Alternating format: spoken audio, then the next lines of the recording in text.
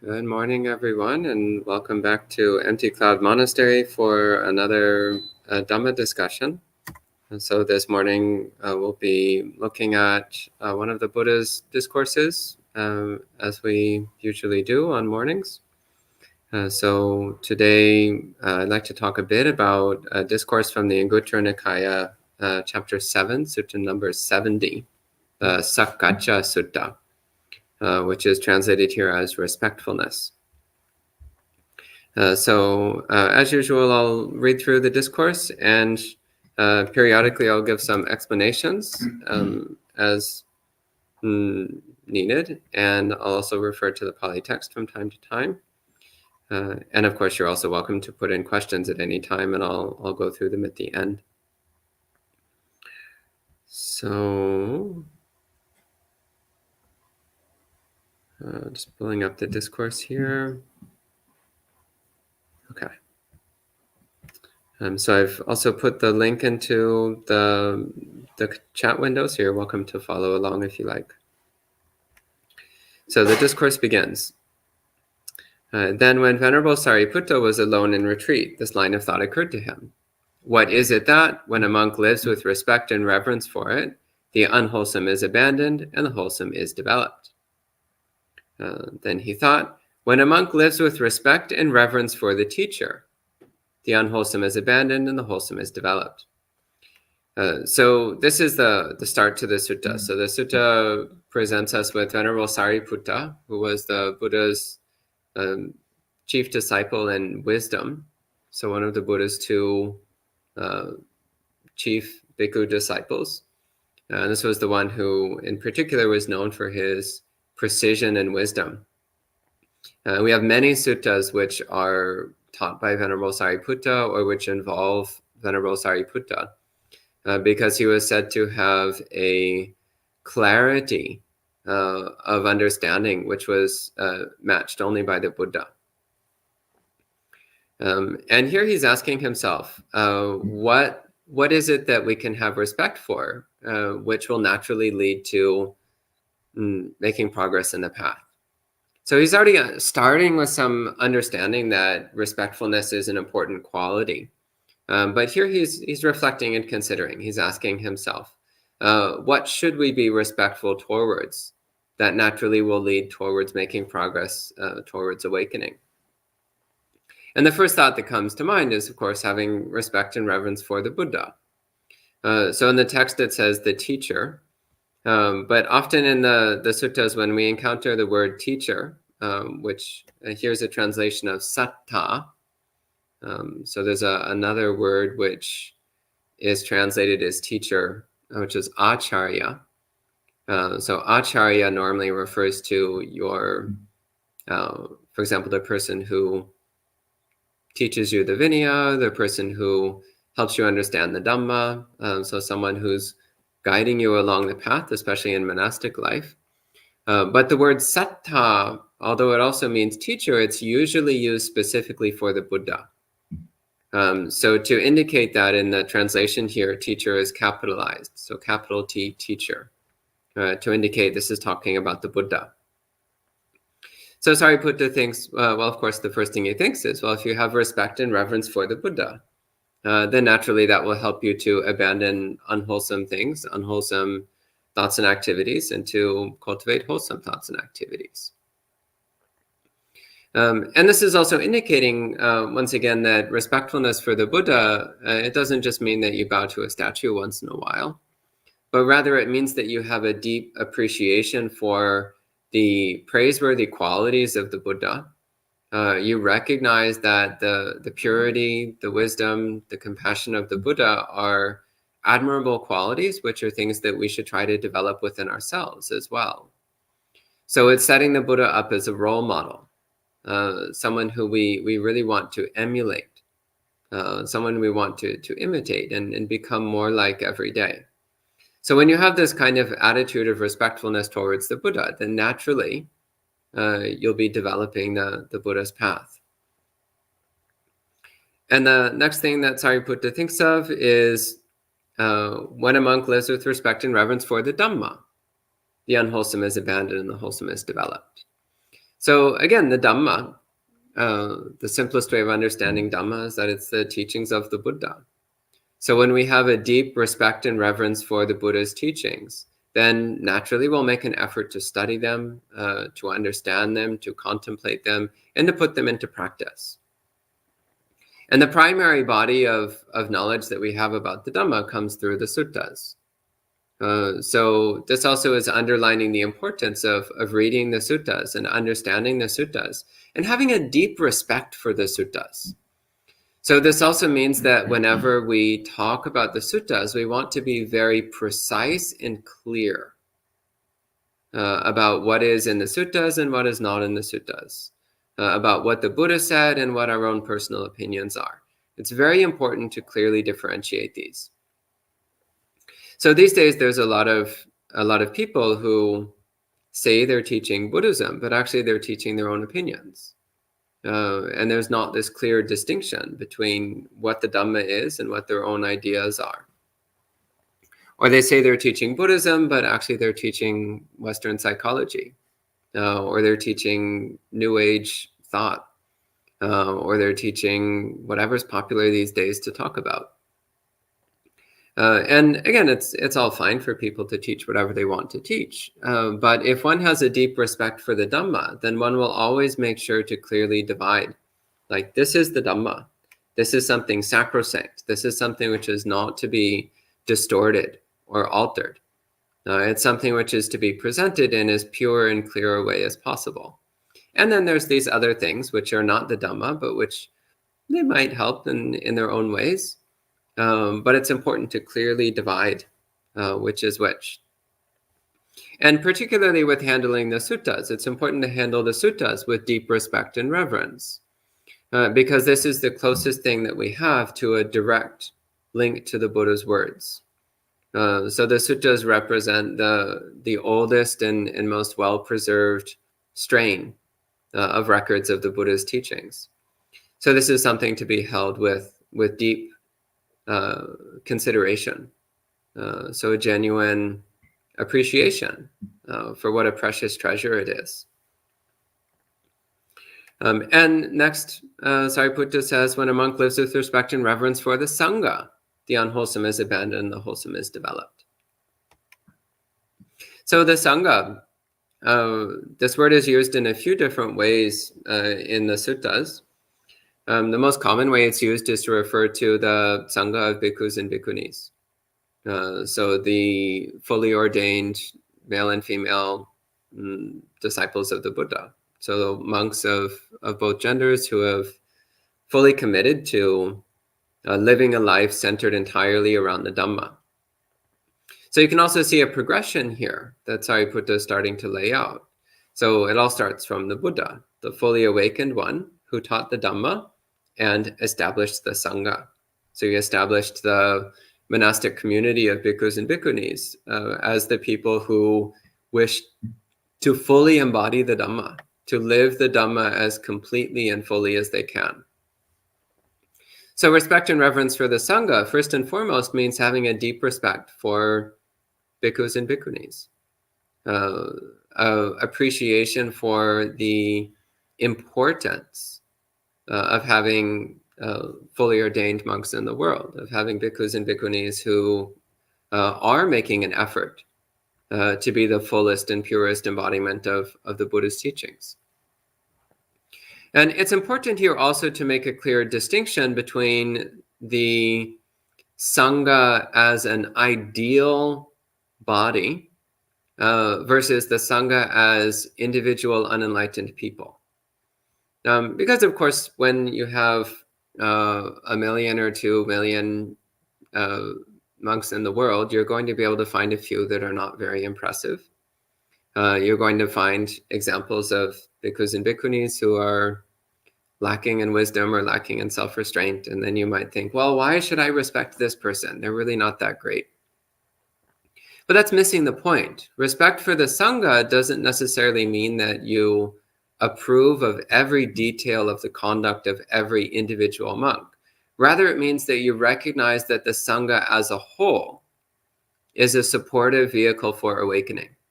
The Sangha as a whole is a supportive vehicle for carrying forward the Buddha's teachings and practices.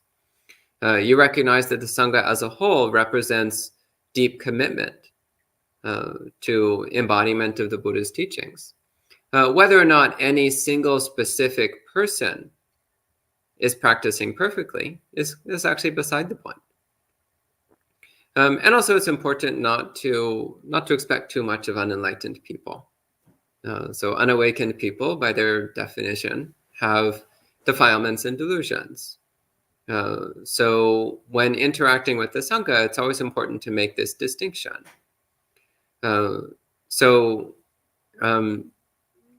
Many years ago, when I was first receiving my basic monastic training, it's very common for newly ordained monks to be uncomfortable with people bowing to them. And what we were taught was that, well, they're not bowing to you as an individual, they're bowing to the Sangha. So we are representatives of the Sangha.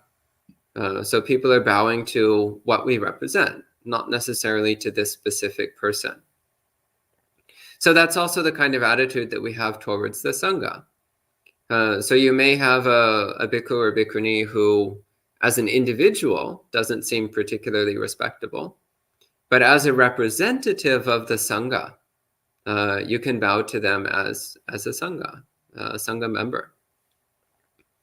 Another way the word Sangha is used in the suttas is to mean the Arya Sangha, which means all the people who have attained some stage of awakening. So stream enterers, once returners, non-returners, and arhats, which some of that includes lay people. So some lay people who practice very diligently and sincerely are able to attain some stage of awakening. It's not common, but it does happen. So the Arya Sangha then is respect for the capacity that we all have to attain awakening. Something which is not specific or limited to any one being or person. And the broadest use of the word Sangha is what we call the fourfold assembly, the fourfold Sangha, the four groups of people, which is the bhikkhus and bhikkhunis, upasikas and upasikas. So male and female monks and male and female lay disciples. So this is the broadest use of the term, but this use is actually very uncommon in the suttas. It's more common these days. Another term you'll sometimes come across is Mahasangha. So the prefix Maha means large or great. And the term Mahasangha means all of the bhikkhus and bhikkhunis throughout past, present, and future. So this also is a term which has a particular usage. So respect and reverence for the Sangha. Again, it's recognizing that, first off, that the monastic form is something which is extremely supportive to preserving and allowing the practice of the Dhamma. And it's also, respect for the Sangha is also recognizing the value in the support of having other practitioners to mirror our own minds to us, other practitioners who can instruct us and correct us, others who can point out our faults and failings so that we can improve ourselves, and others who can praise our good qualities so that we nourish them even farther, who can help us to refine our good qualities and reduce our not so good qualities. So of course, when somebody has respect and reverence for the Sangha, it's natural that they'll develop wholesome traits and reduce unwholesome traits. And the next thing that Sariputta mentions, again, this is a natural development. He says, when a monk lives with respect and reverence for the training, the unwholesome is abandoned and the wholesome is developed. So again, you can see the progression here. So what is the training? Well, in a monastic context, the training includes learning Navinaya, learning monastic deportment and conduct, so how to behave like a monk, learning the Dhamma, so studying the suttas, discussing the suttas, learning how to live in accordance with the suttas, and the higher development of the mind. And as a layperson, it's not that different. The lay Vinaya is much simpler. You start with 5 precepts, and there's a few suttas where the Buddha gives a bit more detail. Sigalovada Sutta is one of the more popular examples for this, but there's a few others as well where the Buddha gives some fairly detailed guidelines for how to behave properly as a Buddhist layperson. And an important element about training is that there's 2 kinds of training. There's self-training, which is where you look at your own behavior and your own mind, and you try to train yourself to improve and be more in line with the Dhamma. But much more important is training that comes from others. So again, this is a critical element of monastic life. So before one becomes ordained as a monk, there's usually a preliminary period of training, which, depending upon the monastery, can be anywhere from a few days to a few years of preliminary training. But then after the ordination, there's another several years of training before one reaches a point where one is considered fit to be independent. So this is very important. It's a very, very important element of monastic life. It's ordination is not graduation. Ordination is the beginning. It's not the end. So ordination is not a stamp of approval. Ordination is an indication that you've started, not that you've finished. And our training is ongoing. Until we attain awakening, there's still more training to be done.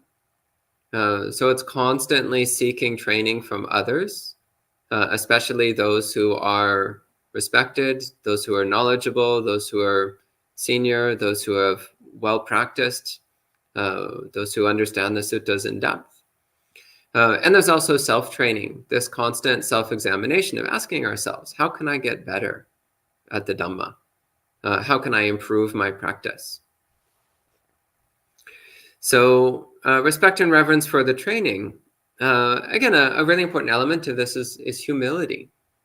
It's recognizing that we clearly don't know everything, because if we did, we would be awakened by now. We're clearly not perfect, because if we were, we would be awakened by now. And odds are we're also not capable of relying only on self-training. There's very, very few people who can just go and be by themselves and become fully awakened all by themselves. It's extremely rare.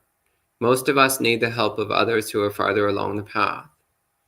So when one has a deep respect for the training, then once again, it's natural that one will make progress on the path. And the next quality that Venerable Sariputta brings up is Samadhi. So when a monk lives with respect and reverence for Samadhi, the unwholesome is abandoned and the wholesome is developed.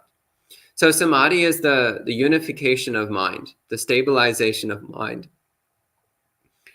which we do primarily through meditation practice. So it's supported by mindfulness in all activities.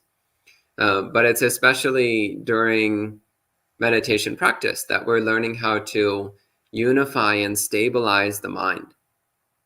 So the word Samadhi literally means bringing together or holding together. So normally our mind is all over the place. But when we're practicing Samadhi meditation, we're training the mind to come together and hold together into a single, stable, clear, alert unit. So the mind is not doing anything else except staying right here with the meditation. And this progresses naturally from the training in conduct and behavior. So through training in conduct and behavior, we become increasingly aware of our own body and mind, and increasingly aware of the activities of body and mind. And as we become aware of the activities of body and mind, then we can allow them to cease. So this is a necessary prerequisite for Samadhi. In order to have strong Samadhi, your body must be completely still, and you must allow your mind to become still as well.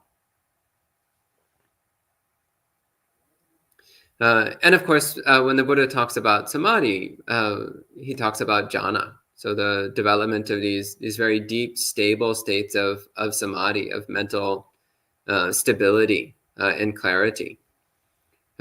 So this also means a respect for jhana. So recognizing that deep samadhi experiences are not an extra credit exercise, but rather they're a critical component of the path. Then the sixth quality that Venerable Sariputta mentions, he says, when a monk lives with respect and reverence for heedfulness. So heedfulness is the translation of the word appamada. And heedfulness is, it's maybe not my favorite translation. This is one of, I did this translation many years ago. These days I might translate it differently. So appamada literally means non-negligence. So the word pamada, it's actually related to the word which means intoxication or intoxicant. So what is your mind like when it's intoxicated? When you've had some alcohol or some drugs of some sort, what's the mind like? It's kind of blurry. It's kind of unclear. You're not really sure what you're doing. It's not very well restrained. Your impulse control tends to be pretty weak. So we're trying to cultivate the exact opposite in Buddhism. We're trying to cultivate appamada, so non-negligence or non-intoxication, sobriety of mind. So a mind which is very alert and vigilant and clearly aware at all times of what we're doing, and a mind which also has the sobriety and self-awareness to restrain ourselves from doing foolish things. That's another characteristic of intoxication, is that people tend to make foolish choices. They tend to do unwise things. So we're trying to cultivate the clarity and self-restraint that comes with sobriety. So appamada, this is actually in many places in the suttas, the Buddha talks about appamada as being one of the most critically important qualities of Buddhist practice. Because when we carefully pay attention to everything that we're doing, then naturally we'll start to understand causality, and naturally we'll start to refrain from unwholesome behavior and commit ourselves to wholesome behaviors of body and mind. And the seventh quality that Sariputta mentions, this is very interesting. Sariputta says, when a monk lives with respect and reverence for hospitality, the unwholesome is abandoned and the wholesome is developed. So hospitality, in Pali, the word is patisantara. The etymology of this word is also interesting. It comes from the verb which means to spread out a carpet. It's like we talk about rolling out the red carpet. When you have like a VIP coming, you roll out the red carpet. So it's a similar attitude of when somebody comes, you want to be hospitable. You want to be welcoming. You want to look after their needs. And in monastic life, we do this especially when visiting monks are coming. So when a bhikkhu or bhikkhuni comes, we do our best to make them feel welcome. Do you need any robes? Do you need any medicines? Do you have any dietary needs? How can we help? What can we do to make your practice go smoothly while you're here with us? And the Buddha says it's especially important to be very hospitable towards senior bhikkhus and bhikkhunis, and especially important to be very hospitable towards well-behaved and knowledgeable bhikkhus and bhikkhunis, because those are the ones that you want to have around. If you're not hospitable, then they're probably going to leave. And you've just missed out on a wonderful opportunity to learn from people who are more progressed along the path. So hospitality, even if you're coming from a strictly, completely selfish perspective, it's important to be hospitable towards senior monastics, towards well-trained, well-developed, well-studied, well-practiced monastics, because then you have the opportunity to practice with them and learn from them. But hospitality is also important because it's a way that we relinquish our usual self-centered mindset. So actually caring about somebody else, really putting yourself into a position of considering, how does this person feel? What's their experience like? What can I do to make their experience more comfortable, more pleasant, more supportive? It starts to break us out of our normal self-centered ways of thinking. This is also reflected in the Nisya rules. So another important element of monastic life is that, especially for the first few years of one's monastic life, one makes a commitment to taking care of those who are more senior. And one makes a particular commitment towards one's preceptor or one's teacher, to looking after their needs and practicing hospitality towards them at all times. And this also is a way, first off, actually, of reinforcing our respect for the Sangha, reinforcing our respect for the Dhamma, reinforcing our respect for the training, and so on. And again, it's a way of teaching us to care about others and to relinquish our own self-concerns. And also it's a way of drawing close to those who are more advanced, so that we can learn the most just from observing every detail of their conduct. On that note, coming back to the earlier point about not all monastics being perfect, several years ago we had a visiting teacher who said there's two kinds of teachers. The kind who demonstrate how to be, and the kind who demonstrate how to not be. And she said, you can learn from either one. So some teachers you learn because you look at them and you're like, oh, what an amazing monk. I want to be just like that. And others, you look at them and you're like, oh, that's horrible. I don't want to be like that. And you look at yourself and you're like, oh, I already am like that. Maybe I should change. Maybe I need to do something different. So someone comes to the monastery and then they're always grumpy and irritable and complaining, and you're like, oh, disgusting. And then you're like, wait a minute. They're just mirroring my own conduct. They're giving me a glimpse at my own behaviors. So hospitality, and of course hospitality is not limited just to senior monastics. It's whenever you're in a position of receiving guests, whether they're monks or lay people, to make an effort to be hospitable, to be welcoming, to be friendly, to be supportive. So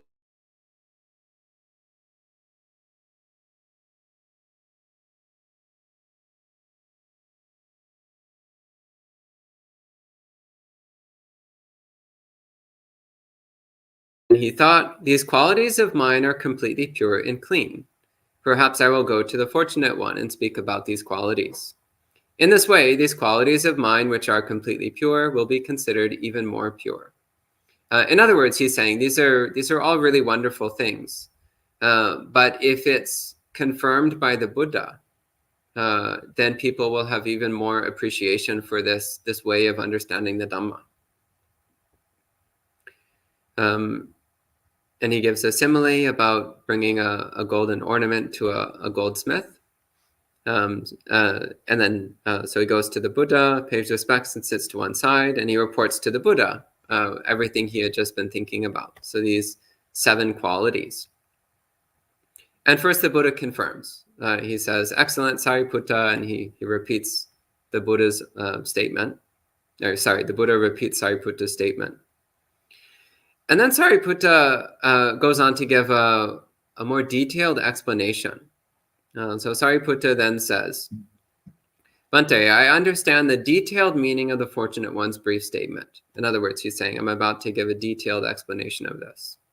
He says, Bhante, it is not possible that a monk who lacks reverence for the teacher will have reverence for the Dhamma. Bhante, a monk who lacks reverence for the teacher also lacks reverence for the Dhamma. In other words, if you don't have deep respect for the Buddha, then you will not have deep respect for the Dhamma. So this actually comes through in that you do encounter people who they have some interest in aspects of the Buddha's teachings, but they don't really have much appreciation for the Buddha himself. So there's kind of a disregard for the historical character of the Buddha, even a dismissal of the Buddha's wholesome qualities. perhaps doubtfulness about the Buddha's awakening, or doubtfulness about the Buddha's psychic powers, or doubtfulness about the Buddha's purity of mind, doubtfulness about the completeness of the Buddha's wisdom. There's a surprising number of people these days, again, who say they're teaching Buddhism, but they're actually quite willing to say that they think the Buddha left out a lot of really important things. They're quite willing to say that they think the Dhamma is incomplete. It needs to be augmented with modern psychology, because of course that's the real Dhamma, that's the real thing, which somehow the Buddha forgot to mention. So this comes from a lack of respect for the Buddha. When you lack respect for the Buddha, then you lack respect for the Dhamma. And that's when you start making things up or seeking outside sources. And then Sariputta says, and it's not possible that someone who lacks reverence for the teacher and the Dhamma will have reverence for the Sangha. So of course, if you don't have much respect for Buddha and Dhamma, why would you care about these weirdos with no hair and weird clothes? Like, why would you care about these complex bodies of hundreds of interlocking rules? Why would you have any interest whatsoever in the monastic form? Because the monastic form is an embodiment of Buddha and Dhamma. So if you don't have much respect for Buddha and Dhamma, if you're willing to disregard the Buddha and make up the Dhamma, then of course the Sangha is not going to have much relevance to you. It's going to be difficult to see the value of bhikkhus and bhikkhunis. If you don't have deep respect for Buddha and Dhamma, it's difficult to see any purpose in the monastic forms. And again, this is something which is becoming increasingly common these days. People who say that the monastic form is outdated or archaic or unnecessary. But it's just as relevant today as it was 2,500 years ago. Nothing has changed. And Sariputta continues, it is not possible that a monk who lacks reverence for the teacher, the Dhamma, and the Sangha will have reverence for the training. Again, this is quite natural. So the training is an expression of Buddha, Dhamma, and Sangha. So what is, again, the trainings that we go through? These are things which are counterintuitive. They're things which are often uncomfortable or undesirable. They're not what we want. We want to just go and hang out in our room and do whatever we want. But instead, you have to get up at 5 in the morning and go and do the chanting and the meditation. And then you have these duties and that duties, and you have to follow these rules and those guidelines. And it's like, what a bother. Why would you bother with any of that? Well, you only bother with it if you have a deep respect for Buddha, Dhamma, and Sangha, because then you see the value of the training. If you lack respect for Buddha, Dhamma, and Sangha, if you're willing to go by your own compass rather than by the Buddha's compass, then yeah, of course you won't care much about the training. It will seem irrelevant or weird or pointless or even counterproductive. And this is, again, interesting. The next statement he says is, it is not possible that a monk who lacks reverence for the teacher, the Dhamma, the Sangha, and the training will have reverence for Samadhi. So again, there's actually a lot of so-called Buddhist teachers these days who say that Samadhi is not important, that only mindfulness is important, who say that jhana is not necessary. You just need to have good mindfulness, and that's enough. Or you just need to practice vipassana, but you don't need to practice Samadhi. Again, there's a lot of people who say these things. And you can see how that's a natural development from a lack of respect for Buddha, Dhamma, Sangha, and the training. If one doesn't have respect for the training. So what is the training? The training is a deep understanding of body and mind, a deep understanding of the conduct and activities of body and mind, and a deep understanding of how the conduct and activities of body and mind directly shape our experience of dukkha, and also directly affect our ability to meditate. And I can't count how many times people have come to me and say that they've been practicing meditation for 10, 20, 30 years. And they're wondering why their samadhi is still terrible. And it's like, well, your samadhi is terrible because everything else is terrible. Your conduct is terrible. Of course your samadhi is terrible when your conduct is terrible. These things are not separable. If your life is not characterized by morality, by compassion, by generosity, by conscience, then of course your samadhi is going to be terrible. That's inevitable. The Buddha says this over and over again in countless different ways. So then, since samadhi seems impossible, then people start saying that it's not necessary. It's like, well, if I can't do it, it must not be important. So again, this comes naturally. If you lack respect for Buddha, Dhamma, Sangha, and the training, then samadhi becomes nearly impossible. And so then one starts to think it's not necessary. You start to discard it. And at this point, there's not much left of Buddhism. When you start chucking out one thing after another, there's not much left. And he says it's not possible that a monk who lacks reverence for the teacher, the Dhamma, the Sangha, the training, and samadhi will have reverence for heedfulness. Again, why would you bother? Why would you bother with sobriety? Why would you bother with carefulness? Why would you bother with diligence and attentiveness if you lack respect for all the previous things? It seems like an unnecessary exercise. Self-restraint doesn't really make much sense if you don't practice the Dhamma, if you don't understand the Dhamma. Clarity of mind. Well, why would you do that? Intoxication is fun. It's a lot more fun than all this like boring Buddha stuff. At least that's what it seems like, if one's wisdom is not well developed. And if one is not cultivating respect for Buddha, Dhamma, Sangha, the training, and samadhi, then yeah, of course you're not going to have a deep appreciation for heedfulness. You're not going to have a deep appreciation for the blessings of Buddhist practice. And the things which go on in Buddhist monasteries and temples aren't going to seem valuable. It's going to seem like a bunch of meaningless rites and rituals. And Sariputta then says, it is not possible that a monk who lacks reverence for the teacher, the Dhamma, the Sangha, the training, samadhi, and heedfulness will have reverence for hospitality. In other words, one becomes very self-centered, very selfish, only cares about oneself, one's own comfort. One is not interested in the comfort of others, not interested in supporting and helping others. Again, it's actually very logical to be selfish. It's very rational to be self-centered. It's also very foolish and incurs a tremendous amount of dukkha. But it makes a whole lot of sense. When you put it into a spreadsheet and hit calculate, it's like, well, end result, I get more stuff, other people get less stuff. Sounds great, sign me up. But this is exactly the opposite of what the Buddha taught. So the Buddha taught that the basis of happiness is giving and sharing and caring about others. But it's only when one has a deep respect for Buddha, Dhamma, Sangha, the training, and so on, that one can put these principles into practice and see it for oneself.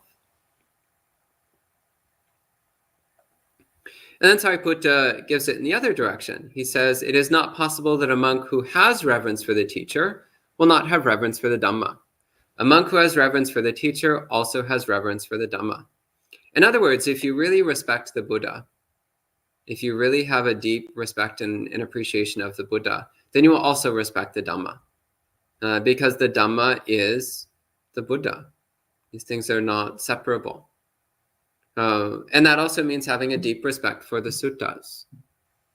So I've met many people over the years who, again, they seem to have some appreciation for Buddhism, but they disregard the suttas. They're not interested in the suttas, or they think it's not important to read the suttas. But if you don't read the suttas, how can you possibly know the Dhamma? It's like, well, okay, your teacher says this and your teacher says that. That's all well and good, but what did the Buddha say? Until you read and study the suttas, it's not particularly easy to know what the Dhamma is. It's still not easy to know what the Dhamma is even after reading the suttas, but it becomes a little more accessible. It gets a little bit more within reach. So one who respects the teacher, the Buddha, one who respects the Buddha will naturally also respect the Dhamma, and will make a sincere effort to learn the Dhamma as well as possible, and a sincere effort to always present the Dhamma as faithfully and accurately as possible. This also is extremely important. We want to be extremely careful never to misrepresent the Dhamma to anyone for any reason, and not to misrepresent the suttas for any reason at any time. Because to do so, just in the simplest terms, to do so is to generate the karma of being misled. If we present wrong Dhamma to other people, then in the future we will be given wrong Dhamma, and we will drift farther and farther from the path. So that's a very simple way of understanding why it's so critical to hold the Dhamma with such respectfulness and care, especially when sharing it with others.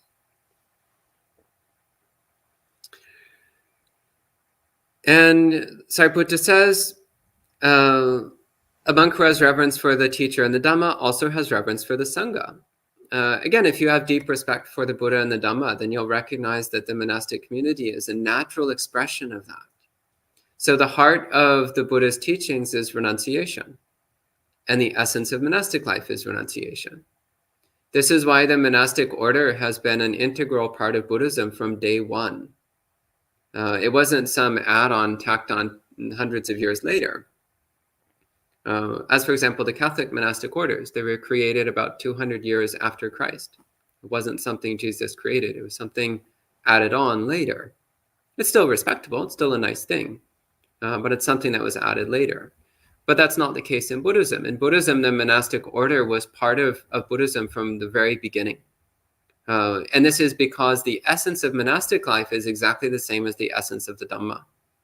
And that essence is renunciation. This is what all the Buddha's teachings are about. It's all about renunciation. It's all about non-attachment. It's all about letting go. So one who has a deep respect for the Dhamma naturally also has a deep respect for the monastic Sangha. And next, Sariputta says, naturally, one who has respect for the Buddha, the Dhamma, and the Sangha also has respect for the training. So then one sees that the trainings that we go through, so upataking, nisya, dependence, extended periods of living under a teacher or living in monastic communities, following rules, following schedules, following guidelines, following protocols and procedures, all these annoying little details. These are all valuable tools that help us to shape our body and mind to be more in line with the Dhamma, that help us train ourselves to come into harmony with the Buddha. So they're not obstacles or impediments or irritations. Rather, they're valuable tools that we use to draw closer to awakening. And he says, again, a monk who has reverence for the teacher, the Dhamma, the Sangha, and the training also has reverence for Samadhi. So this, as we engage in the training, we start to understand just what a messy, disturbed, out of control mind we have. And we also start to become more aware of what we can do to bring it under control. We start to become more aware of how we can start to tame and restrain our mind. So we both develop an appreciation for the necessity of Samadhi, and also we start to recognize that Samadhi is possible. It's something that can be done. So it's really important to keep in mind that restraint of body, so through precepts, through practices, through training exercises, is something which naturally helps to create the conditions for restraint of mind, and therefore for deep Samadhi practice. And Sariputta says, a monk who has reverence for the teacher, the Dhamma, the Sangha, the training, and Samadhi also has reverence for heedfulness. Again, one becomes increasingly aware of how necessary it is to diligently, persistently watch over the mind, cultivating a sobriety and clarity of mind at all times. And the word appamada, it also carries with it a meaning of self-restraint. So when you recognize that something is harmful, naturally you don't want to do it. You don't want to get involved in it. And when you recognize that something is beneficial, then naturally you want to take it on. So these mental trainings naturally culminate also in physical activity. You can't separate body from mind. They always go together. And of course, finally, Sariputta says, a monk who has reverence for the teacher, the Dhamma, the Sangha, the training, Samadhi, and Heedfulness also has reverence for hospitality. So this is actually one of the marks of someone whose practice is developing well, is they naturally have a sense of hospitality. They naturally have a sense of how to be welcoming and caring towards others. I remember years ago, I was talking to a senior monk who he'd gone to stay with a certain bhikkhu who lives by himself and kind of has a reputation for being a little bit standoffish and antisocial and maybe not the easiest person to get along with. But this particular monk who went to visit the hermit, the not so nice hermit, he actually said he had a wonderful time. And he said what really struck him was the sense of hospitality. That the hermit monk had a bit of a rough personality, maybe not very refined and dignified in some ways. But the hermit monk also went out of his way to make sure that the visitor had all of his needs met, that he had all the supplies for studying. He had the room he was staying in was set up very nicely. He made sure that there was robes and food and medicine. He made sure that everything was there so that his guest would be comfortable and at ease. So this is what he brought back. He was like, yeah, okay, so maybe this monk doesn't have the nicest personality, but he really makes a sincere effort to look after his guests.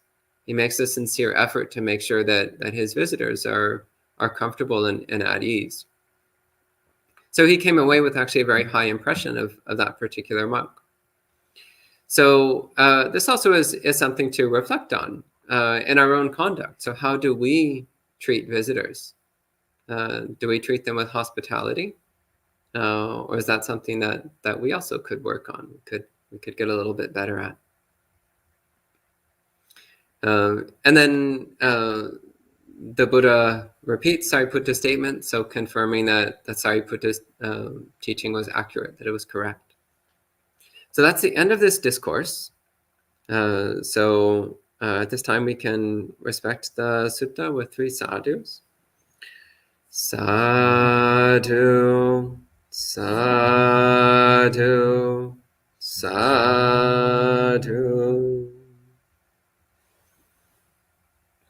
And at this time, I'm happy to take any questions that you might have. So hello to all the people joining in. So hello to Sud, Minash, Jayanta, Charles Lee, John, AS, Nawang, Rincon, Sarah, Sujon, Lim, Yuki, Juliana, Celestino, Gita, and Ashok. So good to see all of you. And I see one question from online. So AS says, I want to believe in God, but I also want to be Buddhist. It is troubling me. Well, that's actually a great question for a monk chat, so you could bring that this evening. But briefly speaking, I would ask, why do you want to believe in anything in particular? I don't want to believe in anything. I just want to know the way things are. So if you start already with a pre-existing idea of what you want to believe in, then you're already wrong. So don't want to believe in anything. Just want to come in touch with reality. And then naturally you will wind up believing in reality, which is the only thing worth believing in. So I want to believe the world is flat and it was created by a pink unicorn. Well, that's great. It doesn't mean it's true. I want to believe whatever, that I live on Mars and I can levitate. Well, nice belief, but it's not true. At least not yet. Maybe in a few years. But isn't the word God, you can use that instead of reality?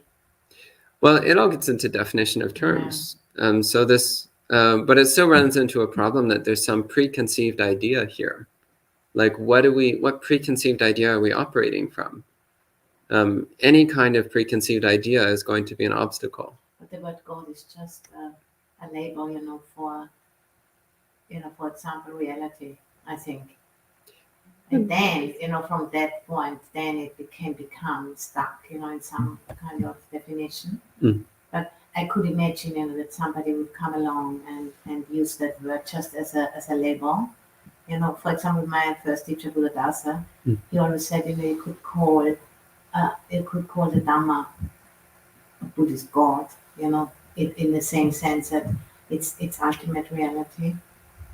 And if that's the label, people are used to use because they grew up in and they don't confuse it with an old man with a beard up at a cloud, but just as a concept, as a word, as a label, then that would be okay. Well, it comes down to definition of terms. Yeah. So it depends on how you define these words. And you can call the Dhamma whatever you want. And you can call the Dhamma a pink unicorn, as long as by pink unicorn you mean the Dhamma. That's okay. That's but it's going to confuse people, and it might also confuse yourself. So this, I tend to stay away from the word God because it carries so many unhelpful connotations. Right, but I just meant, if somebody comes with that particular question as I heard it, then I think one can use it as a starting point, Sometimes people also prefer this word in terms of sticking to morality part. Like there is something, so we should do some good, like basically the Rankin Kalama says. It is leading to good destination if you really do something good. Yeah, it just strikes me as a bit of a dangerous way of practicing, because it's basically using delusion to try to get yourself to practice morality, which is not something that I see anywhere in the suttas. Instead, the Buddha encourages to look at the benefits of practicing morality, both the immediate noticeable benefits that you get right in this moment, also the longer term benefits that you see in this life, and then also inferring benefits in future lives. But he never makes recourse to any kind of external authority, but rather just looking, what is the cause and effect relationship that you see right now? So I think this is really important because the Buddha he's always pointing back to our own direct experience, which is incontrovertible. Like nobody can deny it. Like if I have a glass of water, like it doesn't matter what anybody else says to me. I know that I'm having the experience of having a glass of water. And again, also the labels and words that we use aren't really important as long as we all agree that we're talking about the same thing.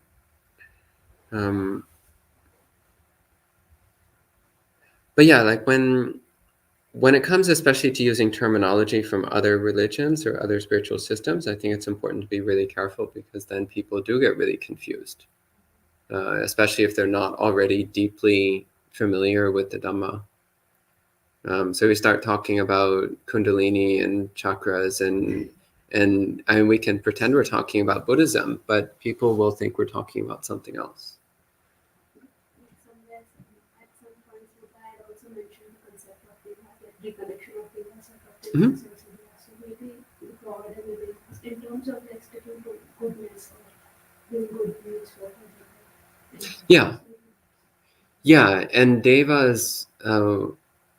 Some of the older English translations translate the word deva as gods, but actually I don't like that at all, because the word God does have such heavy connotations in Western religion. So the closest I'm willing to get is the word demigod, but even that I don't like. I actually prefer either to just say deva, or if I have to say something, I'll say angel or celestial being or heavenly spirit or something like that. And there always has to be the clarification that these are not gods. These are not immortal, omniscient, omnipotent beings. They're actually not that different from us. But yeah, there is the practice of recollection of devas. And that's one way of, encouraging yourself to practice morality. But it's also a way of reflecting on your own good qualities. The way the Buddha teaches recollection of the devas is actually as an extension of recollecting your own goodness. So it's recognizing that the same goodness which led to those beings being reborn as devas, I have the same goodness. So if I don't attain awakening, at least I'll probably be reborn as a deva. I actually use that sometimes. It's actually quite uplifting. It's like, well, awakening is pretty difficult, but at least I'll probably be a deva. That's a good secondary prize. And I see a couple more questions online. Sud asks, does Venerable Sariputta talk about how to develop respect for Buddha, Dhamma, and Sangha if one lacks it? Is it through fidelity in practice or adopting certain behaviors? Is it buddhanusati? So it's not mentioned in this particular discourse, but there's many other discourses which talk about how to cultivate confidence in Buddha, Dhamma, and Sangha. And actually the main way to do it is through learning the Dhamma, looking for it in your own life, in your own experience. So it's the faith that comes through direct experience. This is the most unshakable form of faith. And also, I mean, just for me, just reading through the suttas, cover to cover a couple of times, really massively deepened my faith and my respect for Buddha, Dhamma, and Sangha.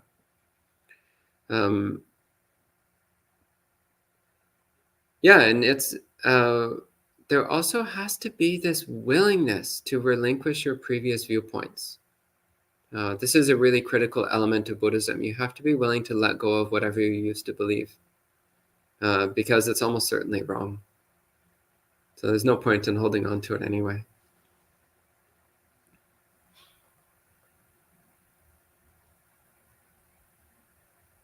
Celestino asks, the hospitality mentioned in the sutta you just read, is it born from the Brahma Viharas or from faith? Well, in the sutta, it's actually tying it mostly to faith. So through respect for Buddha, Dhamma, and Sangha, then one naturally is going to be inclined towards practicing hospitality. So when one understands karma, when one understands the training of the mind, when one understands how one's conduct and behavior affects one's ability to awaken in this life, then hospitality becomes increasingly clear as being the only reasonable option. So I would say it comes more from faith, and that it is deepened and strengthened through Brahmavihara practice, and also it nurtures and supports Brahmavihara practice. But it's more of a parallel to Brahmaviharas rather than a product of Brahmaviharas. That's just my thought on the matter. But it's kind of all connected. Practicing hospitality is an expression of metta, karuna. So it's kind of interconnected. It's a way of putting metta and karuna into action.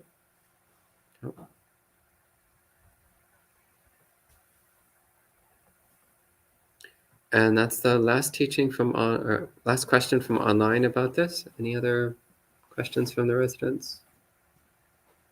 No? Yeah? Go ahead. I was a bit confused when it comes to the description of the Sangha, because the Sutta described it as eight people taken individually, or the 4 pillars of fruits and the fire sort of thing. So it sometimes is confusing to read it as a 4-fold or something, because it's always taken in the terms of vinaya sometimes. The way to conduct sort of things, or the behavioral things, but Sangha broadly is usually taken as the Attapurisa Pugana as a collection of Sangha.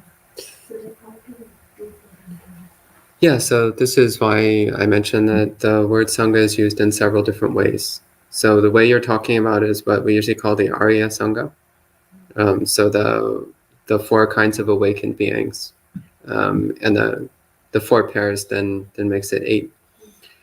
So that's one way of talking about Sangha, and that is the way that we use in the recollection. So the Itipiso, then we say,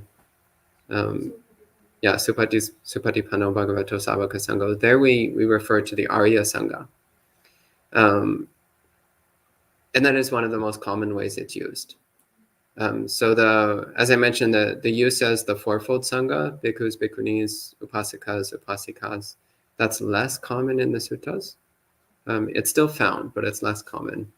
the most common way is either to mean the Mahasangha, so bhikkhus and bhikkhunis, or to mean the Arya Sangha, so anyone who's attained at least stream entry.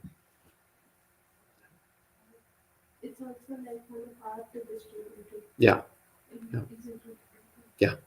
So I mean, it's basically for all, because Many Sutta mentioned that when we were talking about this with Aya last time, she mentioned like, I don't remember if it's a Pali or Mukha, the name, but yeah, he was Nanagami, and monks used to pay respect to him as well for when he used to correct them. So in that sense, I found it very difficult, because I also had some conviction in the lay people who used to practice in that way. Yeah, it's important to have respectfulness towards anyone who's a very advanced practitioner. So even if somebody is a lay person, if their practice is so well developed that you can see it manifesting in their whole life, that's something that's really respectable.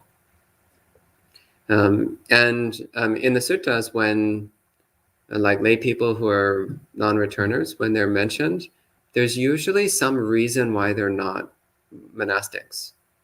There's usually some life condition that prevented them from becoming ordained, but there's always the implication that they would have if they could. But still, like, you have respect for, like, if you know someone who's a stream enterer, I don't care whether they're a lay person or a monk, you respect that person, because that's very respectable. And such people, they're not common. And you want to really appreciate what that is. Also be a little careful. If somebody says they're a stream enterer, then odds are about 95% that they aren't. Yeah. I've met far too many fake stream enterers in my life. Real stream enterers are much more rare. But yeah, if you meet someone who has some stage of awakening, yeah, whether they're ordained or not, respect that person, because that's very respectable. Yeah. Okay, anything else? Good. Okay, so we'll go ahead and end with 3 sadhus. Sadhu, sadhu, sadhu.